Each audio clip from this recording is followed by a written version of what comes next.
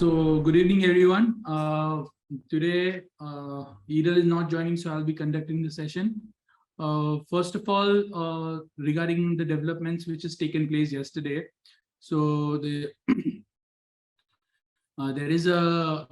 was a visit by US Pelosi to the Taiwan, and that has triggered some bit of risk aversion yesterday. But today she is gone. She's flew back from Taiwan to US. So I don't think so it is going to have any major impact on prices of commodities. Yesterday, the best indicator was gold. In spite of so much heightened geopolitical tension, gold prices did not move up and it went down. So it means that I think this is not going to be a major event. Just two parties will keep exchanging words, will keep posing some sanctions on each other. Nothing to worry as of now. I don't know if it escalates, but my sense is that it doesn't seems to be a big problem.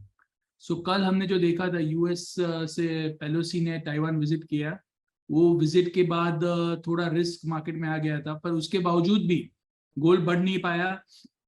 So gold ही कह रहा है अगर कोई बड़ा war होने वाला है या कोई बड़ी क्राइसिस होने वाली होती तो गोल्ड कल ही बढ़ जाता था. So I am of the view that ऐसा नहीं होगा और ये छोटी मोटी धमकी एक दूसरे को ये लोग देते रहेंगे. So not to worry at all and let us focus on the fundamentals. आज शाम को यूएस से factory orders, durable goods order का रिपोर्ट है. वो बहुत ज़्यादा इंपॉर्टेंट डेटा नहीं है, पर इसके चलते हुए आपको बेस मेटल्स में इम्पैक्ट देखने मिल सकती है. ओपेक मीटिंग का आउटकम है, मुझे लग रहा है कुछ ग्रेट ओपेक मीटिंग से एक्सपेक्टेड नहीं है, पर अगर ओपेक प्लस ऐसा कह दे कि हम लोग प्रोडक्शन बढ़ाएंगे नहीं तो थोड़ा बहुत ऑयल में आपको एक स्पाइक देखने मिल सकता है इवनिंग सेशन में. सो ओपेक के स्टेटमेंट के ऊपर वॉच रखना होगा. और मेरा मानना ऐसा है कि अगर कोई बड़ी प्रोडक्शन हाइक की बात आती है तो ऑयल घट जाएगा. तो मैं अभी फिलहाल आप लोग को ऑयल में कोई भी कॉल देना नहीं चाहूँगा. लेट अस से जब इवेंट एक्चुअली होता है ओपेक मीटिंग के बाद, मुझे लग रहा है कि हम नया फ्रेश कॉल ले पाएंगे. ओवरऑल ऑयल में कोई लंबी तेजी नहीं हो पा रही है और फंडामेंटल्स थोड़े ज़्यादा सपोर्टिव नहीं रह पा रहे हैं. So let us wait till OPEC meeting. तो ऑयल में मेरी साइड से अगर ओपेक मीटिंग में प्रोडक्शन बढ़ाते नहीं है ये बार, तो ऑयल 7500 7550 आज शाम को ही हो जाएगा. अगर प्रोडक्शन बढ़ाते हैं बाय 3.5 लाख से 4 लाख बैरल से तो ऑयल 7320 7300 आ जाएगा. So please keep an eye on OPEC statement. Gas बहुत घटा है, सो मुझे लग रहा है थोड़ा बाउंस बैक आएगा गैस में. 614-15 में बाई करके 630 632 तक के टारगेट आपको गैस में दिखने मिल सकते हैं और 607 का स्टॉप लॉस लगा दीजिएगा ये पोजीशन में.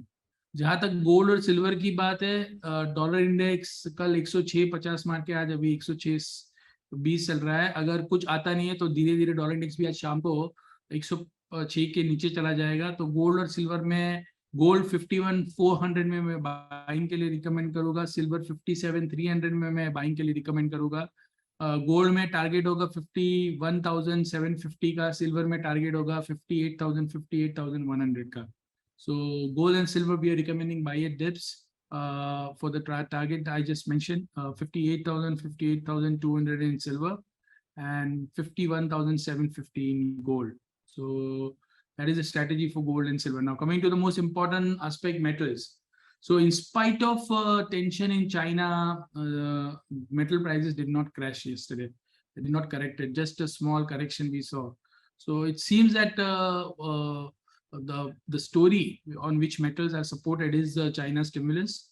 So we will give a contra call today, 645 644 copper buy, 650 target, and stop loss should be placed below 641.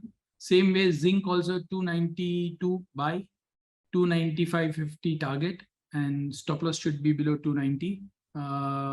So buy calls in both the commodity copper और जिंक में आज इवनिंग सेशन में 1-2 रुपया नीचे आता है तो बाय कर सकते हैं. आपको 650 और कॉपर और 294-95 जिंक देखने मिल सकता है इवनिंग सेशन में. So now let us go on to the question answer session. Surendra Shah, gold और सिल्वर हिंदी में व्यू मैंने दे दिया. रमेश कुमार, सिल्वर क्यों नीचे जा रहा है? Silver is going down because dollar strong हो रहा है, और जब डॉलर स्ट्रांग होता है तो सिल्वर नीचे जाता है।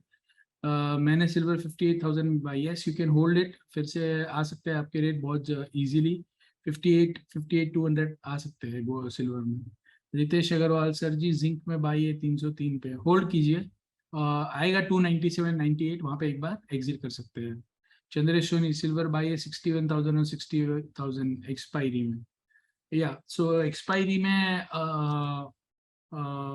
एक्सपायरी तक मुझे लग रहा है एक बार सिल्वर आपको 59,000 तक के लेवल दिखा सकता है, इससे ज़्यादा इमीडिएटली कहना मुश्किल है, क्योंकि मैंने कहा था आप लोगों को 3,000 3,500 रुपये का तेजी ऑलरेडी हो गया है। सो मेरा टारगेट तो ऑलरेडी अचीव हो गया है, बट फिर भी अभी भी आउटलुक अच्छा ही लग रहा है। So that's all from my side. Gold, I think I have given the gold view, again I am giving.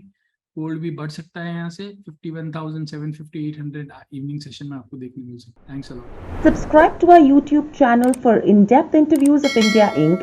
and press the bell icon so that you do not miss our updates.